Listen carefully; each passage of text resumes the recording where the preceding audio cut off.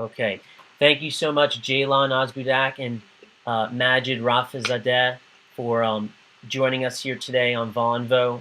We want to discuss some really important subjects relative to the Middle East, and specifically Turkey's role in the Middle East, as well as specifically inside of Syria. And there's a bunch happening between the Geneva Conventions and everything else. So we'd love to cover it all. So thank you quickly for joining us. Thank you for having Ceylan, do you us. want to just give a quick introduction, 30 seconds about yourself, and then Magic can do the same? Mhm. I'm Ceylan Ozbudak. I'm a columnist on Al Arabiya English, and I'm a political analyst on A9TV. Perfect. And Majid? I'm Majid Rafizadeh, Iranian-American scholar and president of the International American Council on the Middle East, and I also serve as scholar at Harvard University. Perfect. Okay, great. And Majid, would you mind just raising your volume a little bit on your computer? It came in, but it could be a little bit louder, okay? Okay. No problem. Let me just... Great. So just to begin, why don't we start with just the overall, topic for discussion, which, Ceylan, I know we wanted to really to focus around Turkey and the Middle East. So can you kind of just describe for us what you believe at this moment in time, with everything going on in the Middle East, what you believe Turkey's role should be in playing, an integral part in, what gets accomplished in this region, going forward? Right now, when we look at the Middle East, we see a lot of conflicts everywhere. But right now, the most important one seems to be Syria. So first, we need a solution on Syria. And right now, I also see Melis ask the question about how to solve Syrian conflict.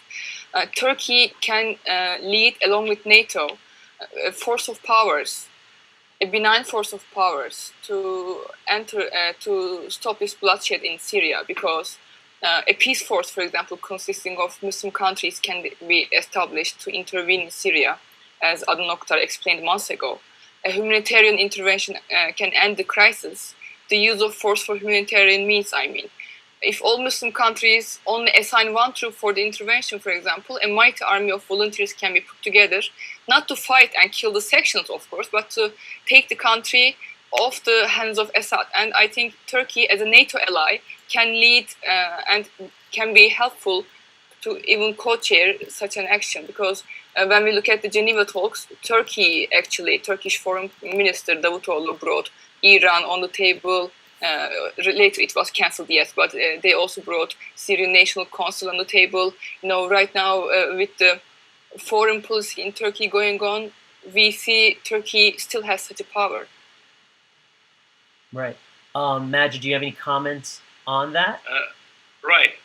I mean, without doubt, Turkey can play an important role and pivotal role. I think Turkey is a linchpin between many relationships in the Middle East. But I think what highlights the complexity in Syria is really the three-dimensional, or you can call it three concentric circles of tensions, which are occurring simultaneously. On the one hand, we have the first tension is domestic inside the country. We have different oppositional groups which are fighting with Assad, and neither of these groups seems to be capable of winning the battle, and neither Assad or neither the opposition group seems to be willing to surrender anytime soon. Then we have also inside the country, we have different oppositional groups, the Islamists, or you can call them the extremists. They're fighting with the more secular, moderate group. You have Jabhat al-Nusra, you have the Islamic State of Syria and Iraq. They're fighting with the Free Syrian Army or other groups. Then we have I think the second circle of tension, which is the regional one. You have Iran, or you can call it the Shiite coalition, which are supporting Assad on one side, Iran, which has been capable of persuading Hezbollah to join the conflict inside Syria. And on the other hand, you have Gulf Arab states which are supporting the Sunni majority rebels inside Syria. So you have really a struggle of balance of power in the region. There are some countries like you can say the neighboring countries, particularly with Syria, which are concerned about the flow of refugee or even the spillover of the conflict inside their countries, like Turkey, Jordan, Lebanon.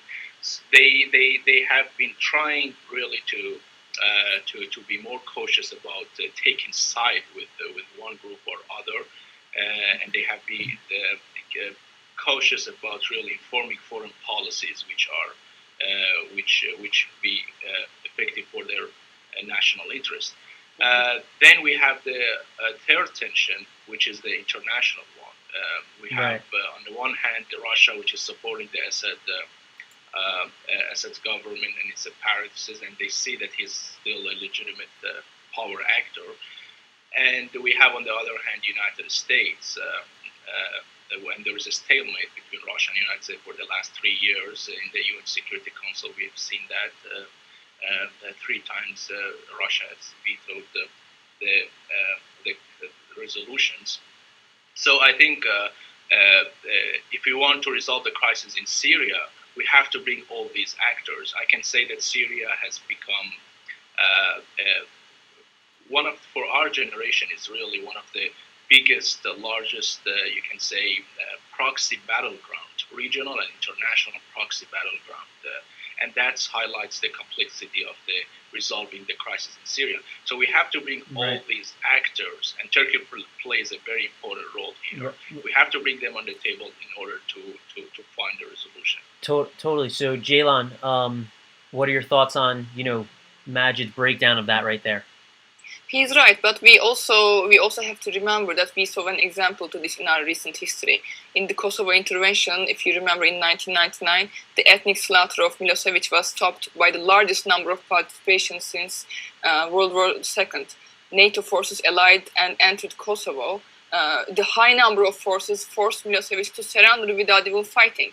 So this was the idea of, for example, at the time, Tony Blair, he had to convince President Clinton to have America sent Kosovo forces, knowing only high number of soldiers intervening altogether at once can make him surrender without a fight. So not a single bullet had to be used, and no one was hurt. Of course, this is a little more complicated than Kosovo BC, but for example, I believe if we can convince Russia that, of course, when we look at Russia and Iran, Syria is a part of Shanghai Cooperation Organization. That's why they are protecting their allies and not always looking at the humanitarian part of what's happening. So they feel like they are turning their backs on their allies when they say we have to surrender, we have to give Assad, and Assad has to go. Of course, it's not. There is a very important political side to it, yes, but we can also convince Russia that their naval base in Syria can stay after Assad goes. We can convince Russia that this is not going to bring any negative impact on their relationships with their other allies, because, for example, when we look at the America example, America is known to be turning its back on its allies much of the time, and this is what Russia has been using in the Middle East as a power to make other nations come closer to it. If we can convince Russia about these things, I think they can come to table, because foreign policy and relationships between the countries is also like the relationships between individuals. You can talk to people. Politics is a science which serves people. It doesn't have to be far away from people. So yes, we can do it. And I saw a question here.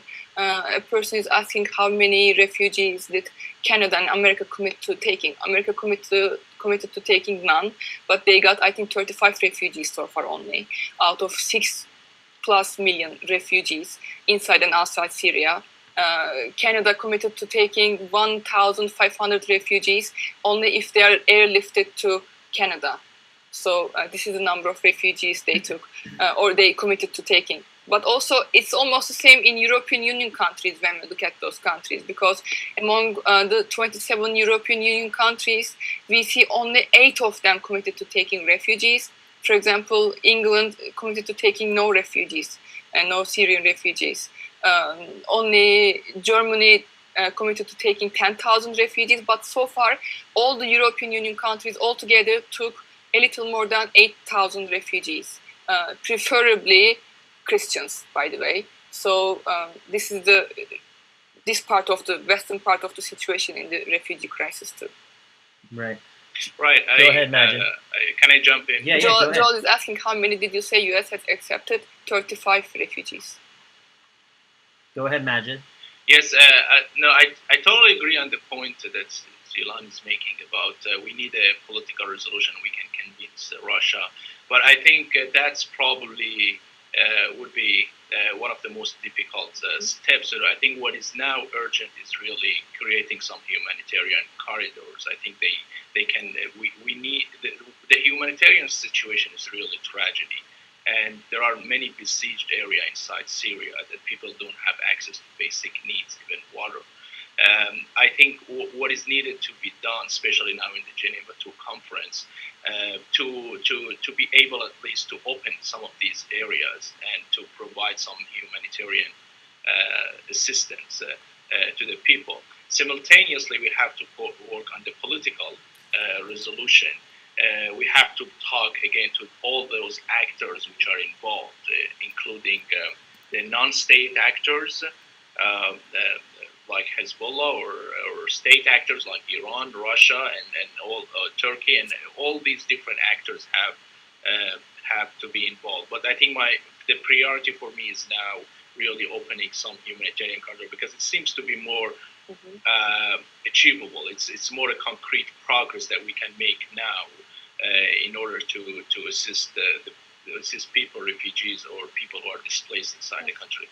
That's very true because, for example, today we heard from the Yarmouk camp inside Syria.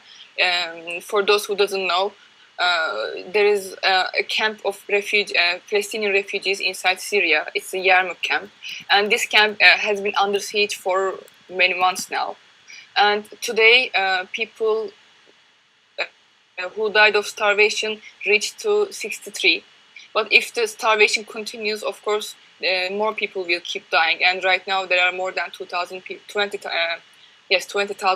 in the Yarmouk camp. So we have to also open a humanitarian corridor to that camp too, which is under siege for no reason. Before the civil war, Syria was the country in the world which had the highest number of refugees from other countries. Syria was hosting 2 million refugees before the Syrian civil war. Right. So one of the people in the audience, Anissa, asked a question. In your opinion, what is the cause for world inactivity, particularly in regards to refugees and the UN? Ceylan, do you want to try and tackle that question? There are many reasons, but there are also speculations which are not true. For example, some people claim that Assad only started slaughtering its own people after he started facing some violence from the other side, which is of course not true, because let's not forget that in the first 6 months of the uprisings, before the establishment of the Free Syrian Army, and well before there was Al-Qaeda presence in Syria, more than 2,000 civilians were killed and 10,000 were already jailed by the regime, from whom we didn't hear back since now. So despite the efforts of the regime to blame it all on the rebels, of course, it was because of the regime people rebelled against. Such a system, because starting from 2006, the Arab League said openly that Syria was the lowest in the rank of humanitarian system, because when we looked at the Syrian prisons, we saw that even before the Syrian civil war started, I'm talking about 2006, many people died of torture, many people died of starvation. So the pictures, for example, we see today, they didn't emerge today. People rebelled against the regime because of the regime itself. The regime didn't answer people who rebelled against them. Right, I agree. I think there are also two obstacles for the United Nations. First of one is I think the accessibility to some areas inside Syria. The United Nations has previously, approximately like around 1.5 years ago, they just withdrew their troops, or you can say their aid workers from Syria because it was not a safe area for its personnel. And so one reason is this, and the second reason I think it's insufficient donations. Still, I believe the United States is the biggest donors to the humanitarian issues in Syria, and there are also Qatar and other countries donating. But since this is an ongoing process, since the flow of the refugees, the people who are displaced inside the country,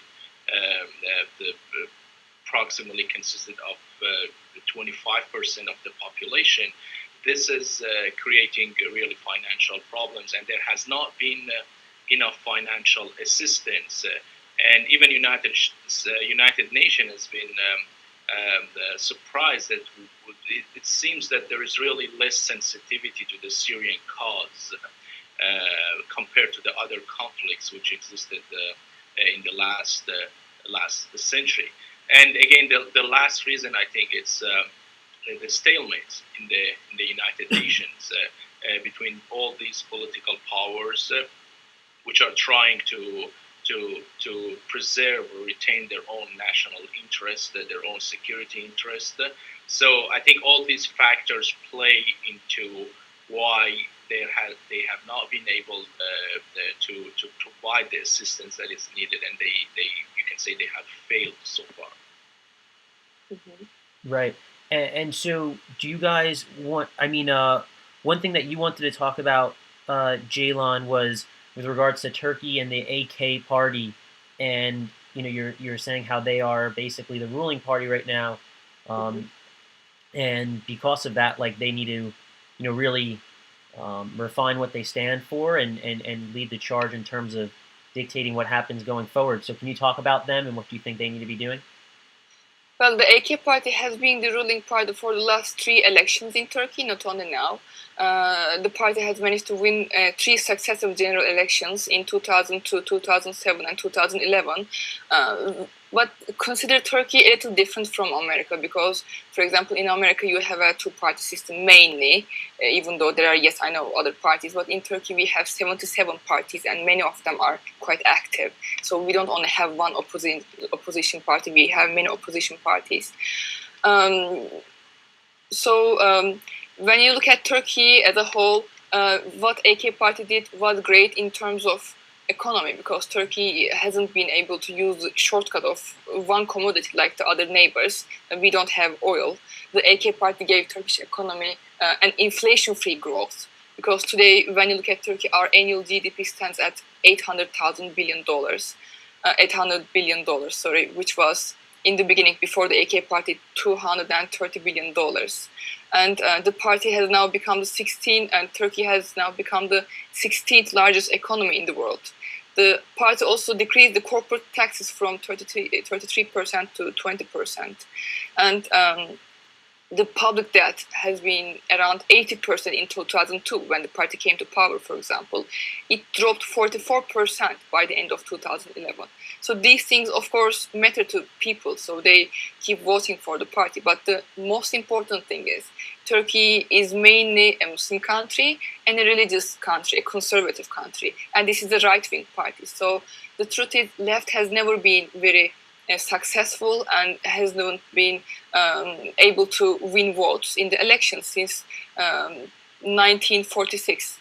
That it was the last time left-wing parties won an election in Turkey because there is no ideological ground for the left to win in Turkey. Turkey is mainly a conservative but center-conservative country, center-right country.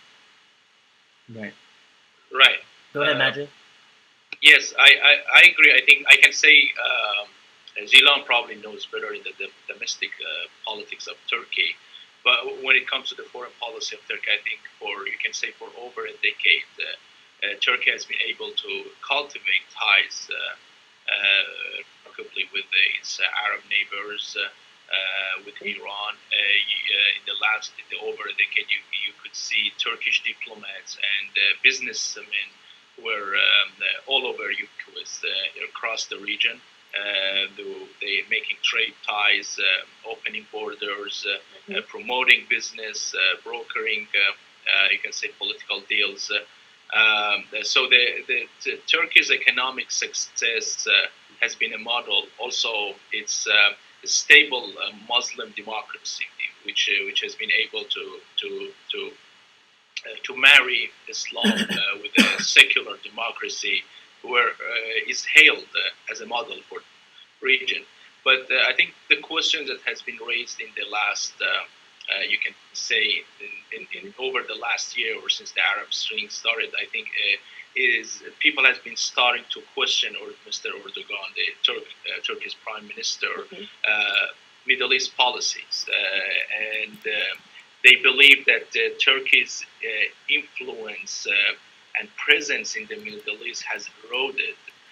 There has been recently, I read some news about the foreign policy setbacks of Turkey, particularly the tension which was between Turkey's stance on Muslim Brotherhood in Egypt and other Gulf Arab states, which affected, which cut back some of the economic deals between the Gulf Arab states and Turkey. It created some tension. And also, Turkey and Israel has had strained relationships since the Flotilla 2010 incident. I would like also to ask Ceylan about the recent news, which was about I believe the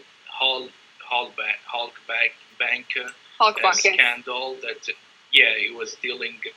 They said with Iranian businessmen that to dodge the international sanctions on Iran, and that has really devaluated the lira, the currency of Turkey. So there's been many questions about Mr. Erdogan's party, and whether next year when the election comes, they really can retain their image, which they are going to promote the ties between Turkey and other Middle Eastern countries, and also to ensure the West that Turkey is still a reliable ally.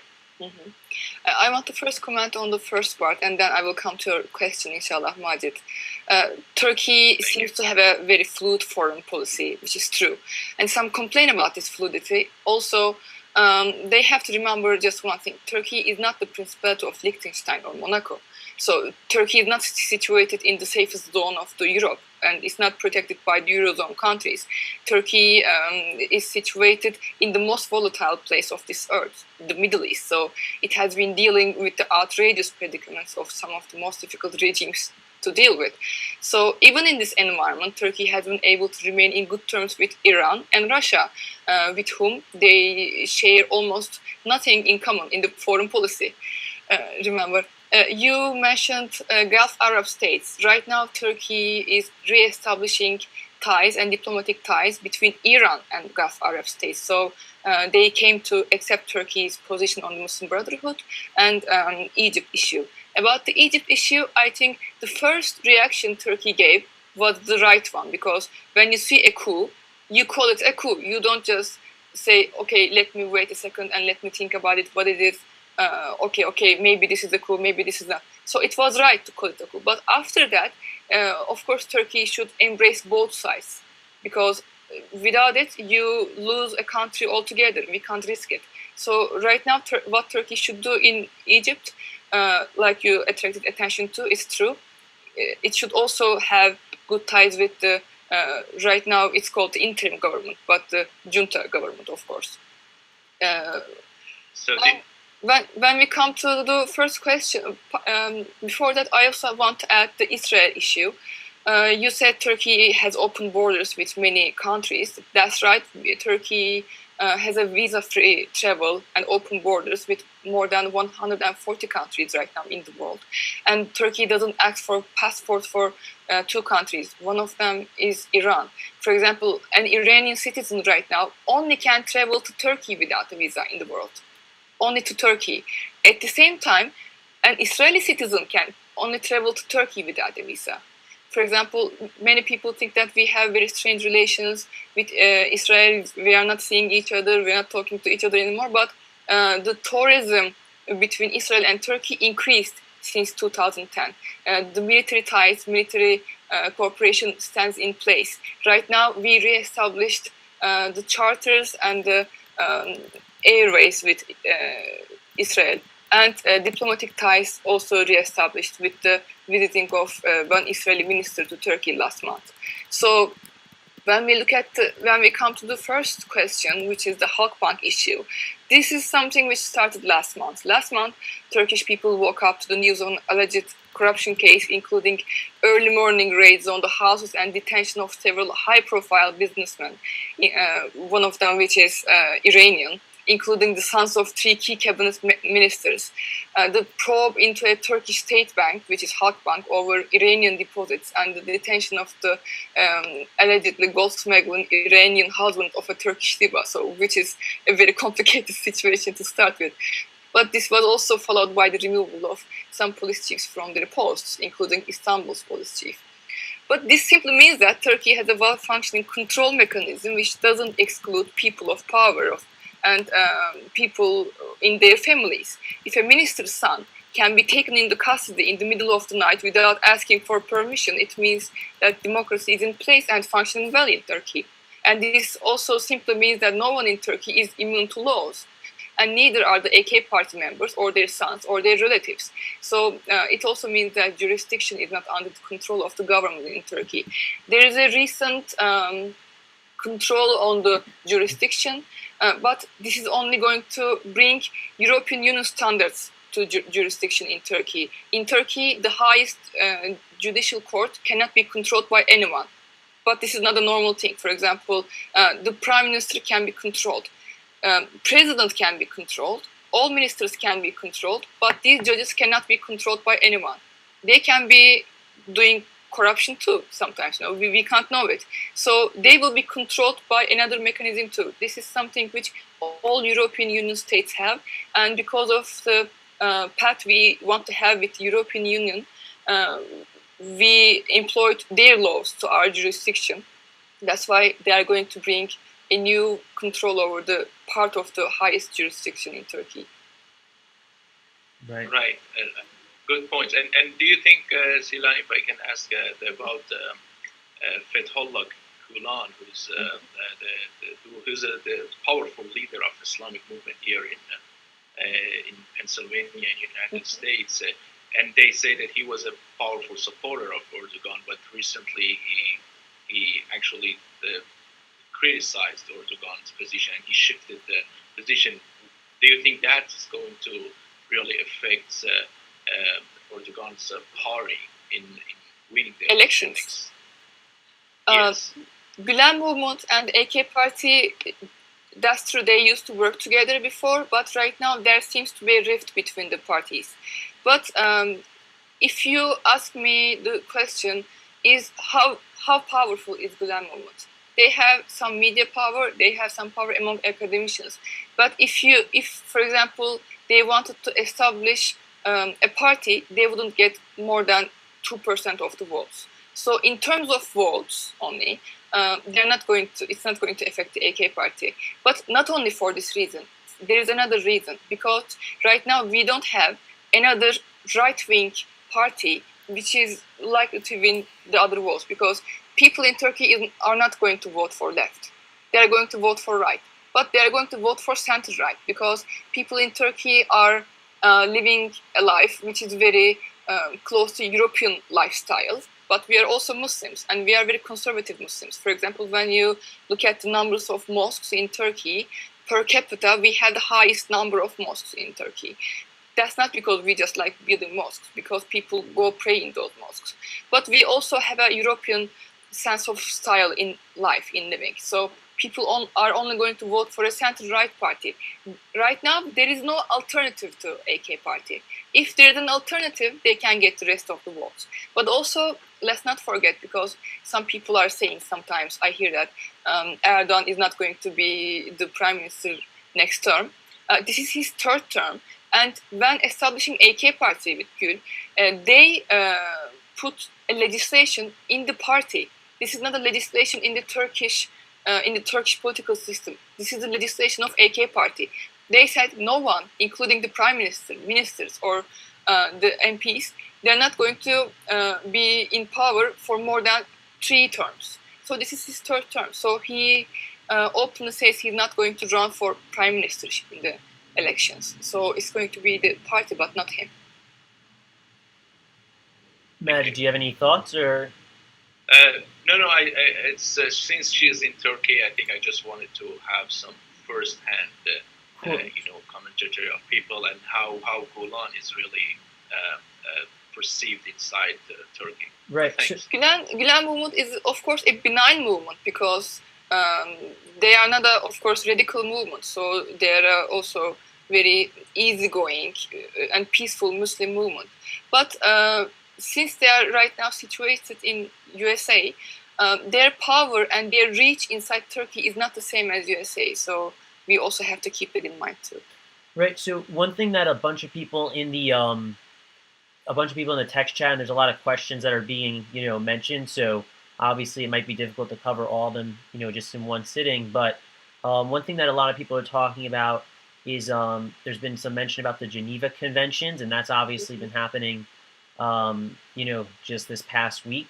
So some people want to hear you speak about maybe what solutions will be drawn up there and which ones actually have a chance of going through. So the questions now. Yeah, and sorry about that the text chat bug, but if you guys wouldn't mind talking a little bit about that, I think that would cover some of the people. Damla is asking if I think the Geneva Convention is going to bring solution to Syria.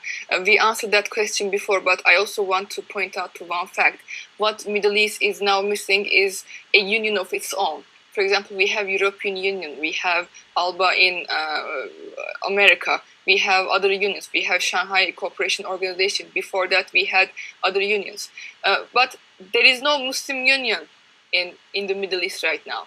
Muslim countries need to come together and establish a European Union style union so that they will be able to travel freely to each other, which will also solve the problem of refugees and problem of people settling in cities. For example, when you look at Lebanon right now, there are Palestinian refugees living there for more than 60 years now. 60 years, they have been refugees. They didn't get citizenship. They are not settled there. So these people need to be provided a home. But in a European Union-like union in the Middle East, an Islamic union, these problems can be solved. Also, for example, economical problems can be solved too. When you look at Libya, they took $250 million from America to reestablish Libya, but they don't have enough manpower to do this. But also, look at their neighbor, Egypt. They have a very high unemployment, but they cannot go to Libya, so they cannot work there as workers. But if there was a free pass, visa-free, passport-free pass between these two countries, they could help each other. These small problems can all be solved through establishing a union between these countries. So when you look at the biggest picture, this can be done to solve many problems in the region. When we look at a smaller picture, when we come closer, of course, Majid also said that we have to establish humanitarian corridors, fly-free zones, things like that to help people firsthand. First, we need to keep them alive. We mentioned Yarmouk camp. There are also millions of other people right now struggling in Syria to reach to humanitarian aid. So we have to first reach them too, yes. Yes, I agree. I think it's a good question. I believe few experts really believe that the Geneva II conference is going to yield any result in resolving the crisis in Syria. And the indications of the few days talks show that there's been really a testy exchanges between Walid Muallim, the Syrian foreign minister, and the Ban Ki-moon, UN Secretary General, and also the Syrian rebels. And these testy exchanges and the acrimony and the antagonism between the Syrian government and the rebel groups has really cast a doubt on how is not only easing tensions between the Syrian rebels and the Assad regime, but also opening humanitarian corridors. But I believe we should really look at it, we should contextualize it and look at it broadly.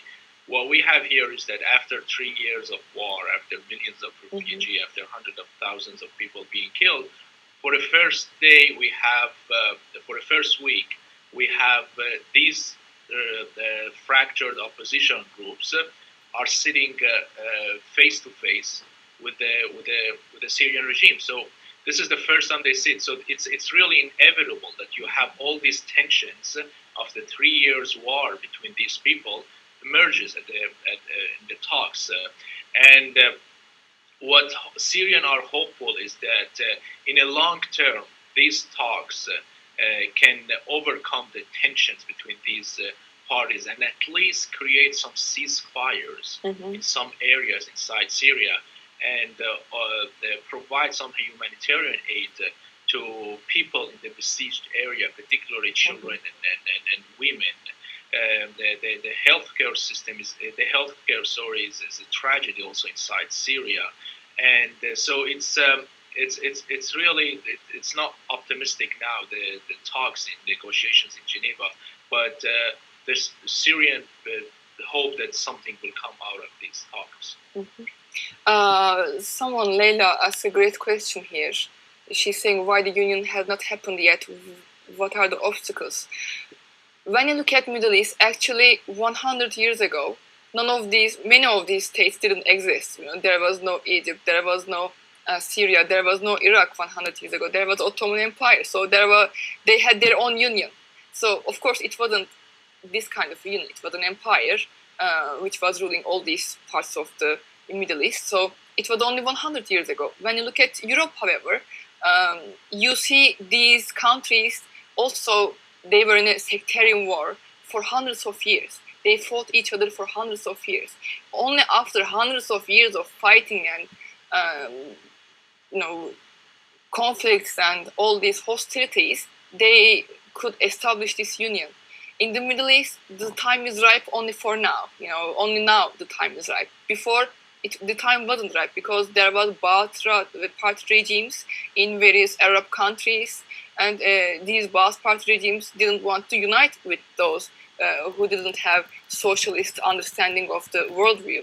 They didn't want to, for example, not even unite. They didn't want to have any relationship with Turkey, for example, because Turkey has never been a socialist country.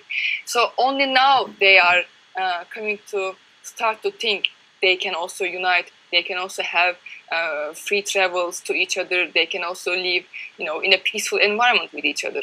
Only after these conflicts, they are starting to realize that these sectarian wars are not going to come to an end. They have to stop this.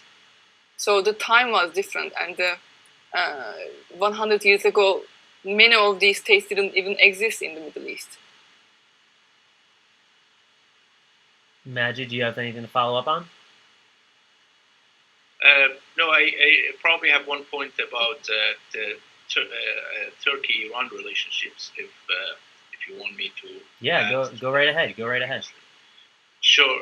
Well, I think one remarkable relationship, or you can say Turkey foreign policy, is Turkey-Iranian relationships, and it's in sharp contrast to other Gulf Arab states which have not really endorsed the nuclear interim deal between the 5+1 and Iran.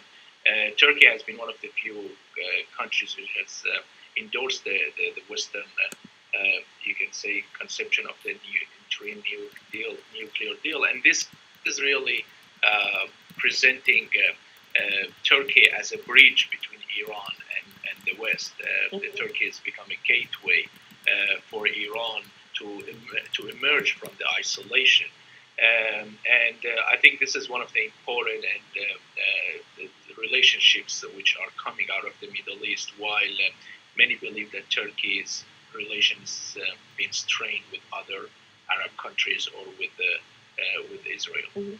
Majid, of course, you know this better than I do, but among the 77 million population of Iran, I heard 30% of them are of Turkey origin, including Khamenei, for example. Turkey shares a 560 kilometers border with Iran. just like, for example, Syria and Iraq. So there are lots of families on both sides of the border, and Turkish citizens, along with the border, carry out border trade activities with Iran. So we have very close ties with Iran. Various Turkey people, including Azerbaijanis, Turkmens, Kashgaris, Khorasan Turks, Halaks, Sungurs, Ebeverdis. These people live in Iran, and both states have traditionally seen each other as status quo powers. But pre-revolutionary Iran, maybe we can argue that had much in common with the secular, modernizing, much more Western-oriented society in Turkey. However, this relationship was mended in time after the revolution in Iran. So, for example, in the past 5 years, Turkey has reached a trade volume of 65 billion US dollars with Iran. This is a lot with Iran, because Iran had sanctions all these times. So energy, of course, has been an important driver of the expansion of economic ties. But Iran, let's not forget, is the second largest supplier of natural gas to Turkey after Russia. So the desire to reduce the dependence on Russian energy and diversify the supply sources, Turkey came a little closer to Iran. And of course, in addition to oil and gas, Iran exports industrial products to Turkey. According to Iran's trade promotional organization, I can remember, Turkey is the 5th biggest destination for Iran's non-oil exports, even though we are not in the same organization, Shanghai Cooperation Organization, with Iran. So, Turkish companies have also made substantial investments in non-energy sectors of the Iranian economy. These things brought Turkey and Iran even closer in the last 5-6 years. Right. So there's one individual who's asked a question regarding, primarily with regards to the refugees, but he really wants to know why some of the different, he feels like a lot of the oil-rich countries in the Middle East are kind of acting very silent with regards to Syria, and he particularly mentioned Saudi Arabia, Kuwait, UAE. So would you guys mind maybe talking about why they seem to be acting silent? And Majid, are you on a time strain right now? Because I don't want to, I don't want to keep you if you have to get running shortly. And because if so, we can talk about, wrap up with like solutions if you'd like as well. I just don't want to press you. Right. No, that's okay. I think I have a few minutes. I can make a few points, and if you want me to just wrap up. Okay. Cool. And Ceylan, if you'd like to speak to, if you'd like to continue speaking, you're more than welcome to, because there's plenty of people here obviously listening. But Majid did mention that he had to, leave a little bit earlier. But Majid, maybe go right ahead and talk about why you think some of those, other countries in the region are acting silent, and then maybe if you want to give us some of your solutions, that would be awesome. Right.